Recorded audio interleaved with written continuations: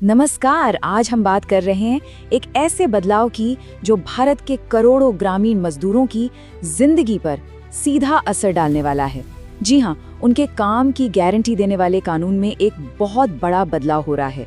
तो चलिए समझते हैं कि ये बदलाव आखिर है क्या और इसका असर कैसा हो सकता है।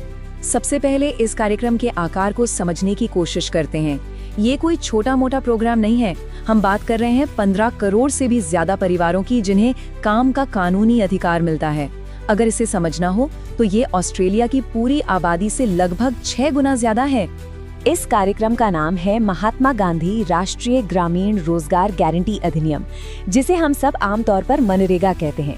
और देखिए, ये समझना जरूरी है कि ये सिर्फ एक सरकारी स्कीम या योजना नहीं है, ये एक कानून है, एक एक्ट।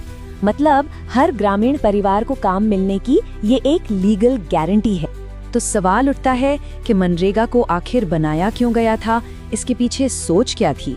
इसका एक मुख्य मकसद था एक मजबूत, एक सॉलिड सेफ्टी नेट यानी सुरक्षा कवच बनाना देश के लाखों लोगों के लिए।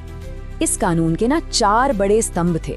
पहला कि हर परिवार को साल में कम से कम 100 दिन का काम तो मिले ही मिले, जिससे उनकी एक बेसिक इनकम पक्की हो जाए। दूसरा, जो भी काम हो उससे गांव में कुछ स्थायी संपत्ति बने, जैसे कि सड़कें, तालाब। तीसरा, खास करके महिलाओं और पिछड़े समूहों को काम देकर उन्हें आर्थिक रूप से मजबूत बनाना। और चौथा और बहुत जरूरी, लोगों को अपने ही गांव में काम देकर शहरों की तरफ होने वाले पलायन को रोकना। और सामाजिक समानता के मामले में इसकी सफलता का अंदाजा इस बात से लगाया जा सकता है कि इसके कुल कामगारों में आधी से ज्यादा महिलाएं हैं। ये एक बहुत बहुत बड़ी उपलब्धि है। इसने ग्रामीण महिलाओं को कई जगहों पर पहली बार अपने पैरों पर खड़े होने का मौका दिया।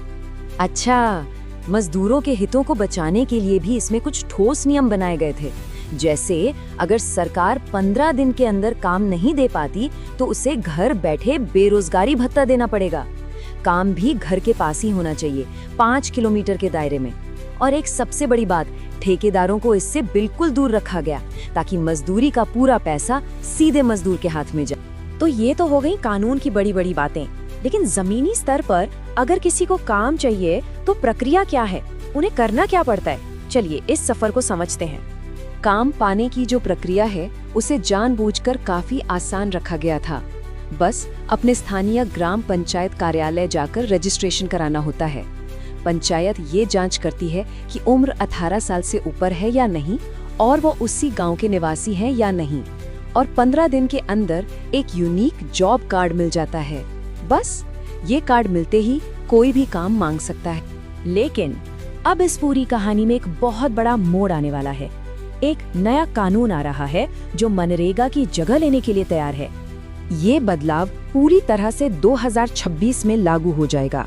तब मनरेगा की जगह एक नया कार्यक्रम ले लेगा जिसका नाम है विकसित भारत रोजगार और आजीविका मिशन, या शॉर्ट में कहें तो VBG रामजी।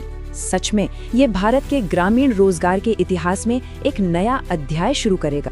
तो सबसे बड़ा सवाल यही है कि इस नए कार्यक्रम में मनरेगा के मुकाबले अलग क्या है, कौन से नियम बदल रहे हैं और कौन से वैसे ही रहेंगे। चलिए इन दोनों को साथ साथ रख के देखते हैं। सबसे पहला और बड़ा बदलाव है काम के दिनों में। ये 100 से बढ़कर 125 कर दिए गए हैं। लेकिन फंडिंग के तरीके में एक बड़ा फेरबदल है।